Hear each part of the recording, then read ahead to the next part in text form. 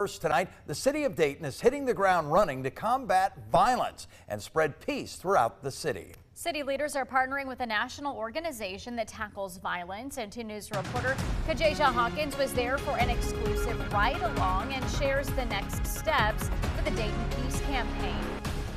The city of Dayton is taking a holistic approach on violence with the help of Cure Violence Global, comparing community violence to an epidemic, treating it as a disease that Dayton residents say urgently needs to be cured.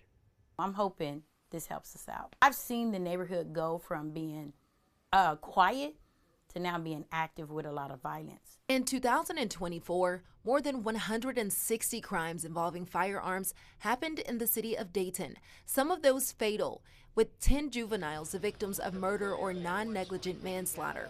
These homicides, robberies, and violent actions riddle the entire city, including neighborhoods like Residence Park. It poses a problem for people that live in the neighborhood, especially for seniors and for children, you know, to have this type of violence going on. So we just want to make sure that we can contain it and then make sure we can build our community back up. Both Terry Sims and Sharon Mitchell are staples in the Residence Park neighborhood.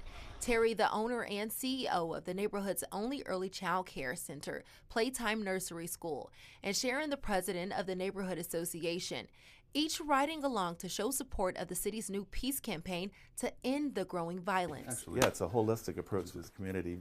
Mediation is a huge part of this.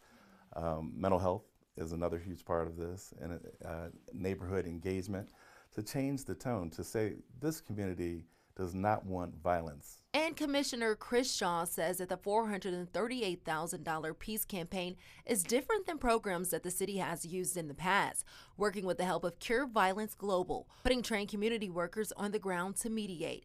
And Cure Violence leaders say that this model has worked. Our first year in Chicago, back in our ceasefire days, we've seen an over 50% reduction in homicides and shootings. You think about our track record in New York or in Baltimore or in Philadelphia. We've had massive reductions in shootings, in conflicts, and in homicides. The program requires long-term investment and commitment. Both community and city leaders willing to invest, certain that the same impact that has happened worldwide will take place right in Dayton. What's your hope for the city?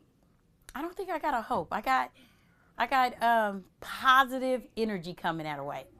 It's happening. Tuesday was day 1 of the 3-day assessment for the city data. Now Cure Violence Global will begin analyzing to determine the best fit for Dayton.